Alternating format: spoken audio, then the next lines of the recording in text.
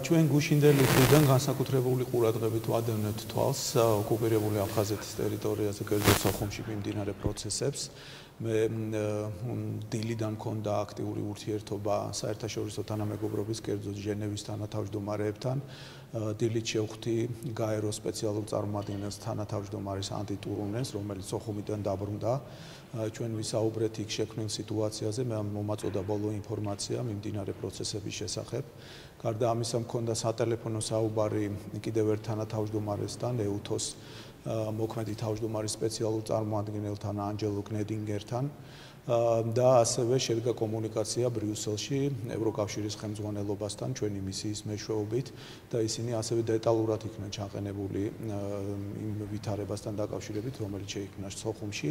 არ შეიძლება ჩვენ შეშფოთებას არ იწვევდეს ის მოწოდებები, რომელიც იქ გაისმის, კერძოდ ეთნიკურ ნიადაგზე ქართული მოსახლეობის დისკრიმინაციასთან დაკავშირებით, ეგრეთ წოდებული პასპორტიზაციის საკითხი, რომელიც იქ გარკვეული ძალების მხრიდან არის გამოყენებული თავიანთი პოლიტიკური მიზნებისთვის. აქედან გამომდინარე, ჩვენ საერთაშორისო თანამეგობრობას მოუწოდეთ, რომ ისინი იყვნენ აქტიურად ჩართული სიტუაციის დეესკალაციის მიზნით. მათი მხრიდან არის სრული გაგება და სერიოზული მზაობა იმასთან დაკავშირებით, რომ მოხდეს მათი აქტიური ჩართვა ამ პროცესებში. გარდა ამისა, საგარეო საქმეთა მინისტრი ქალბატონი მაია პანჯიკიძე მოგეხსენებათ იმყოფება ამერიკის შეერთებულ შტატებში.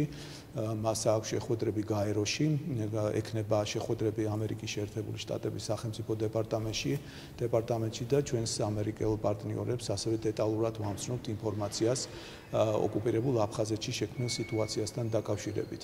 მინდა ასევე განვაცხადო და მოუწოდო უმცირესობის წარმომადგენლებს, რომ ამ სენსიტიურ საკითხს მოიყენებენ პოლიტიკური მიზნებისთვის და მინდა დავარწმუნო ყველა ჩვენი საზოგადოება, რომ საქართველოს საგარეო საქმეთა სამინისტრო არის აქტიურ კონსულტაციებში ყველა ჩვენს პარტნიორ ქვეყანასთან, ევროკავშირთან, ამერიკის შეერთებულ შტატებთან, ჟენევის თანათავმჯდომარეებთან და მოხდება ჩვენი ინტერესების გარშემო საერთაშორისო თანამეგობრობის კონსოლიდაცია. ჩვენ ყველა შესაძლო გამოწვევაზე და საფრთხეებზე გვაქვს ჩვენი ანალიზი.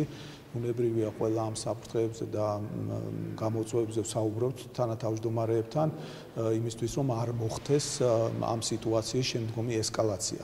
სწორედ ჩვენი მცდელობები აქეთკენ არის მიმართული, რომ საერთაშორისო თანამეგობრობის სრული კონსოლიდაცია მოხდეს ამ საკითხთან დაკავშირებით. გაისმის მოწოდებები ცალკეული პირების მხრიდან, კერძოდ ეთნიკურ ქართველებთან დაკავშირებით, ანუ იმ ქართველებს, რომელზეც ეგრეთ წოდებული აფხაზური პასპორტი არ გააჩნია და ეს არის ყოველ დაუშვებელი, ეს არის სერიოზული ფუნდამენტური უფლებების დარღვევა, ადამიანის უფლებების, საერთაშორისო სამართლის ნორმების დარღვევა და სწორედ ამაზე გვაქვს ჩვენ საუბარი ჩვენ საერთაშორისო პარტნიორებთან.